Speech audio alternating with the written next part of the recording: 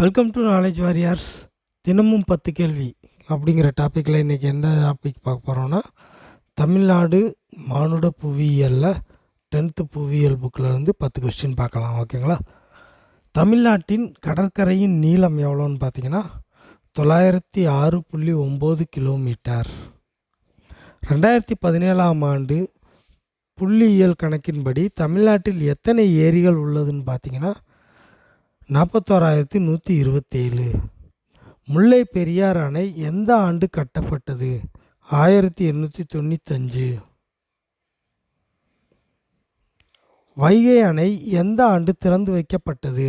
1959 ஜனவரி 21. பாபநாச அணையை எவ்வாறு அழைக்கப்படுகிறது? கரையார் அணை.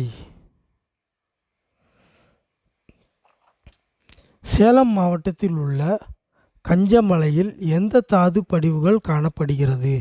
இரும்பு தாது. நாட்டின் பட்டு உற்பத்தியில் தமிழ்நாடு எந்த இடத்தை வகிக்கிறது? 4வது இடத்தை.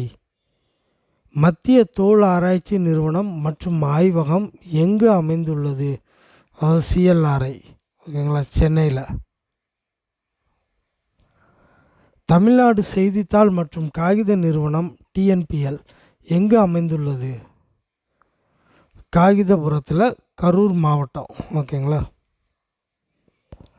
மென்பொருள் ஏற்றுமதியில் முதல் 2 இடங்களை வகிக்கும் மாநிலம் எதுன்னு பார்த்தீங்கன்னா, முதல் இடத்துல கர்நாடகா, 2வது இடத்துல பார்த்தீங்கன்னா தமிழ்நாடு. ஓகேங்களா? அவ்வளோதாங்க. இந்த வீடியோ பிடிச்சிருந்தால் லைக் பண்ணுங்கள், ஷேர் பண்ணுங்கள், சப்ஸ்கிரைப் பண்ணுங்கள். அப்படியே பக்கத்தில் இருக்கிற பெல் சிம்பிள் கிளிக் பண்ணுங்கள். தேங்க்யூ.